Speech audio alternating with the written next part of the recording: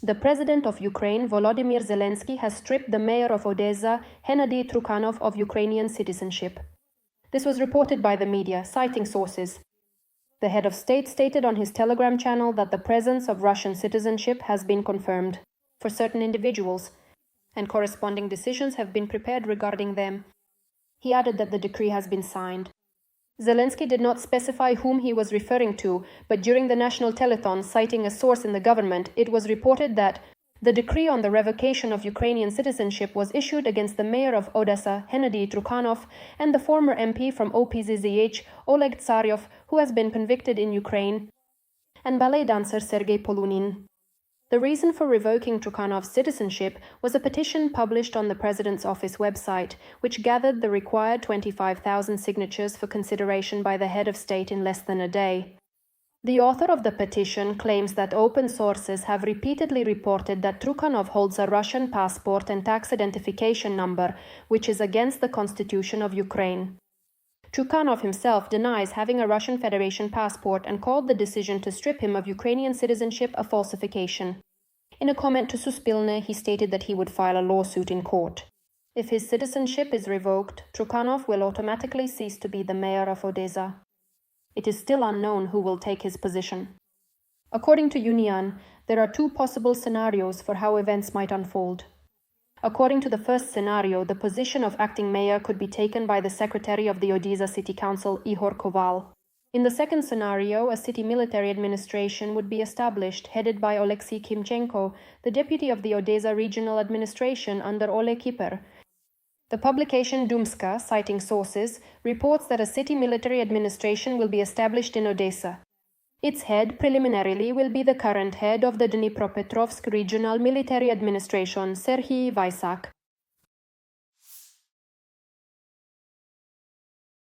Donald Trump recently stated that Turkish President Recep Tayyip Erdogan could potentially help to resolve Russia's ongoing war against Ukraine. He is respected both in Ukraine and in Russia. He is my friend. You understand why I get along with the strong, not the weak. President Erdogan took part in the signing ceremony of the Gaza Agreement. Before the ceremony, he was greeted by U.S. President Donald Trump at the International Exhibition Center. Erdogan spoke with Trump and then took a photo with him. Let us recall that the Turkish leader has stated that Crimea should return to Ukraine in accordance with international law. It has also become known that on October 17th, Donald Trump and Volodymyr Zelenskyy will hold a meeting at the White House. The meeting was confirmed by the American leader himself while speaking with a journalist. Will you be receiving Zelenskyy on Friday?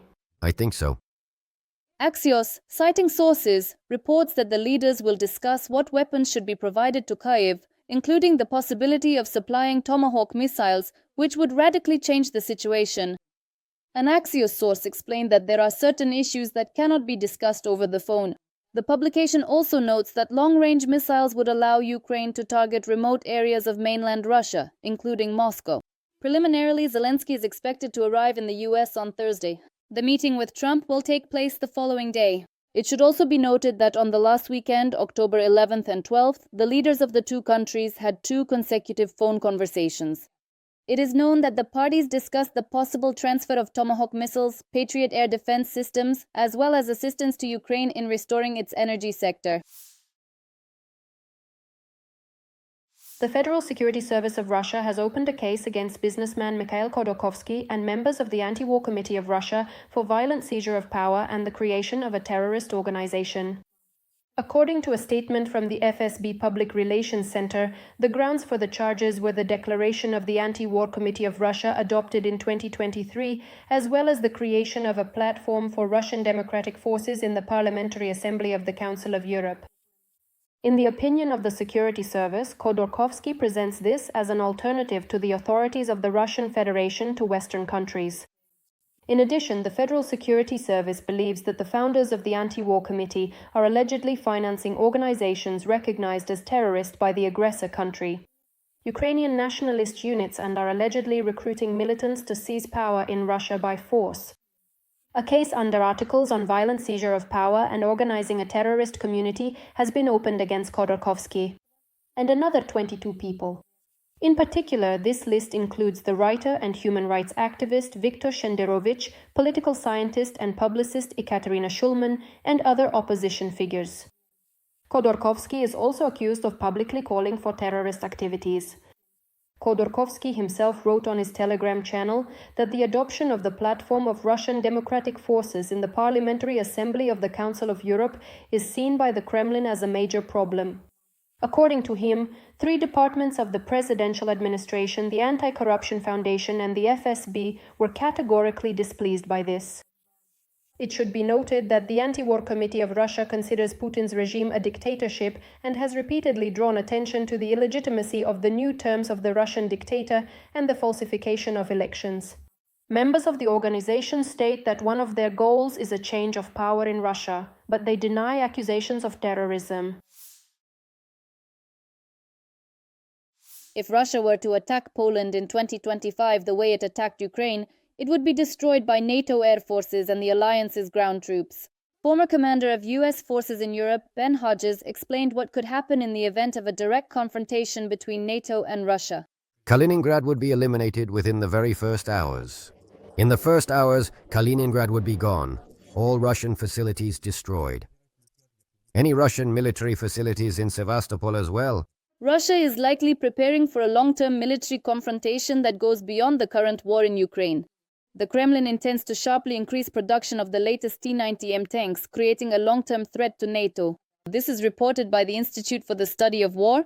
According to documents obtained by analysts, Russia's Uralvagonzavod intends to reach peak tank production starting in 2027. The plans are striking.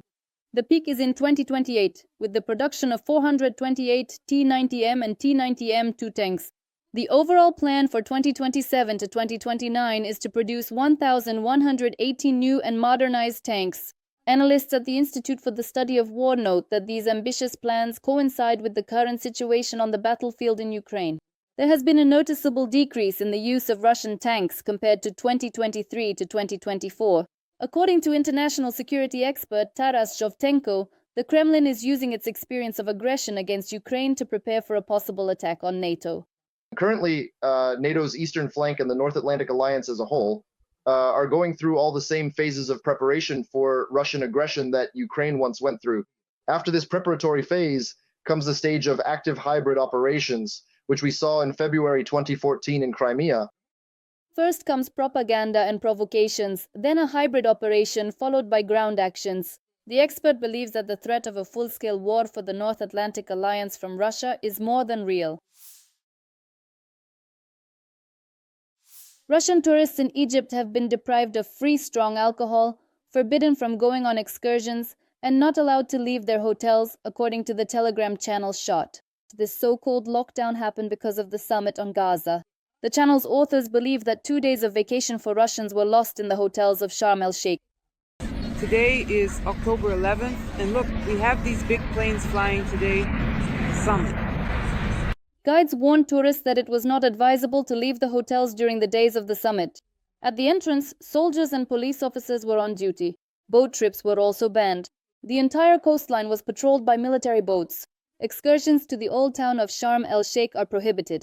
Many guides refuse to refund money for trips and instead offer tourists to reschedule for dates after the summit or give discounts on longer excursions. Russians have no choice but to soberly admire the views from their hotels, writes Shot. Meanwhile, Russians are not welcome at resorts in France, Italy and Greece, which have become popular among Russian tourists. European countries have decided to tighten entry requirements for Russians traveling to Europe. In particular, Germany wants to push for stricter visa regulations for Russians in the Schengen area. The document prepared by Berlin as part of the development of the new 19th sanctions package contains a demand for the European Commission to fully implement the 2022 recommendations. The Czech Republic has already banned entry to Russian diplomats and holders of service passports who do not have accreditation in the country. This was announced on social network X on Tuesday, September 30th by Czech Foreign Minister Jan Lipavsky. He added that the Prague government supported his initiative. The ban will apply at international airports. In addition, as of September 30th, all Czech visa centers in Russia have been closed. This follows from a statement posted on the website of their operating company. It states that the last day for accepting documents at regional Czech visa centers was September 26th and at the Moscow center September 29th. Kazakhstan's President Kassym-Jomart Tokayev has announced changes to 40 articles of the Republic's constitution. He made this statement during the first meeting of the Working Group on Parliamentary Reform.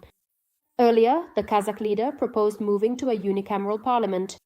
According to him, such a transition fully aligns with international trends, and a similar parliamentary system has been adopted by 2/3 of the world's countries.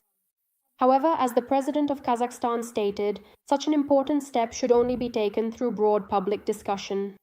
Tokayev noted that amendments to the constitution should primarily be made within the framework of parliamentary reform.